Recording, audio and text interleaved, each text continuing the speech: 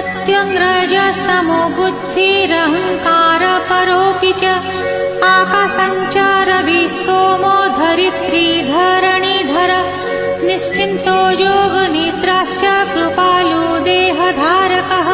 सहस्रशीर्षः श्रीविष्णुर्नित्यो जिष्णुर्निरालयः कर्ता हर्ता च धाता च सत्रदीक्षादिपालकः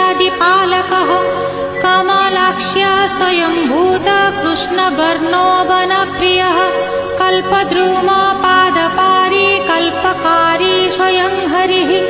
देवानां च गुरु सर्वदेवरूपो नमस्कृतः।